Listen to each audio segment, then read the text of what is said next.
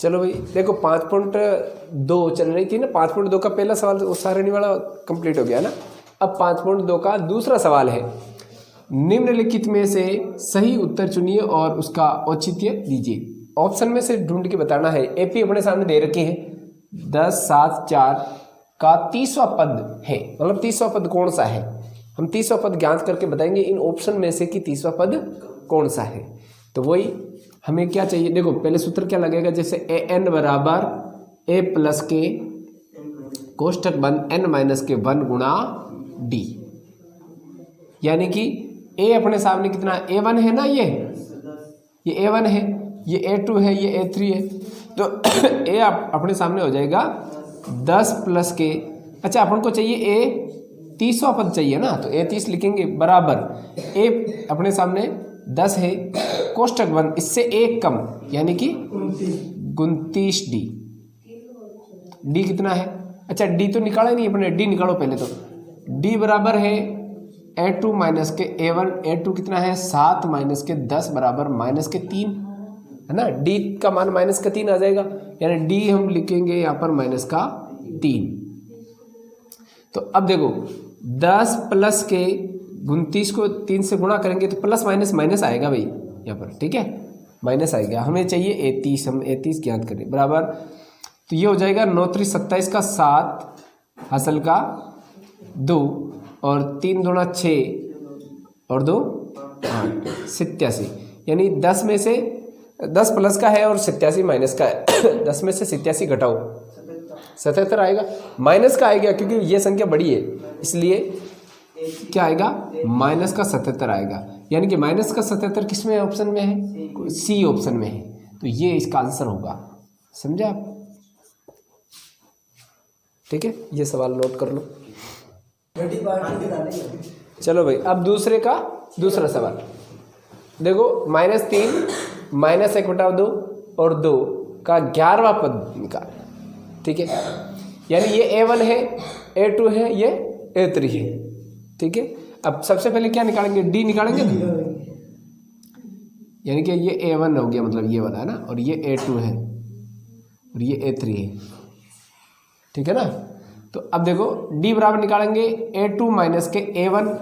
यानी कि माइनस के 1/2 A2 हो गया और माइनस, अब ध्यान रखना लेकिन ये माइनस तो सूत्र का लग रहा है और ये अंदर आप कोष्टक में माइनस के 3 लिखोगे A1 है ना, ठीक है। तो अब ये हो जाएगा, यानी कि कोष्टक अगर हटावे तो ये माइनस माइनस प्लस हो जाएगा ना, तो माइनस का 1/2 माइनस माइनस प्लस 3/, कुछ नहीं यानी 1 मान लो, ठीक है। तो इसका हम ले से लेंगे, तो ले से अपन 2 आएगा, देखो इसको 1 से गुणा कर दो और इसको आप 2 से गुणा कर दो, 1 से गुणा करेंगे अंश को, तो ये हो जाएगा 1 एकम 1 माइनस का 1 और 3 दूना 6, यानी प्लस का चिन्ह लगा दो और 2 3 6 होते हैं ना, 6 लगा दो बराबर, ये हो जाएगा 6 में से 1 जाएगा, तो इधर देखो 6 में से 1 जाएगा तो 5/2, ठीक है, यानी डी बराबर क्या आ जाएगा 5/2 आ जाएगा। तो अब ये अपना डी आ गया समझ लो। अब हमें 11वां पद चाहिए, यानी पहले सूत्र वही an बराबर a प्लस के कोष्टक बंद n माइनस 1 गुणा डी, यानी कि an अपने सामने ये समझ लो हमें 11 चाहिए, 11वां पद चाहिए, तो बराबर हम लिखेंगे a अपने सामने क्या है माइनस के 3 है प्लस कोष्टक बंद n माइनस 1, यानी कि इसमें से 1 कम कर दो, यानी कि 10 गुणा डी का मान कितना है 5/2 है ना, ये हो जाएगा माइनस के 3, यानी कि A11 बराबर माइनस के 3 प्लस, अब देखो इसके नीचे कुछ नहीं बटा 1 मान लो, अंश अंश से गुणा होगा, हर से गुणा होगा, कोष्टक हटा दो आप, 10 पंजे 50 भाई, 10 को 5 से गुणा करेंगे 50 आएगा और 2 एकम 2, इसके नीचे कुछ नहीं बटा 1 मान के इसका भी आप क्या करो ले से ले लो, इसका ले से 2 आ जाएगा ना, इसको 2 से गुणा कर दो और इसको आप 1 से गुणा कर दो, इसको इससे गुणा करेंगे तो 2 3 6 होगा और वो भी प्लस माइनस माइनस का होगा, और 50 को 1 से गुणा करेंगे तो 50 ही आएगा, यानी कि 50 में से 6 चले जाएंगे, पीछे कितने बचेंगे 50 में से 6 जाएगा तो 44,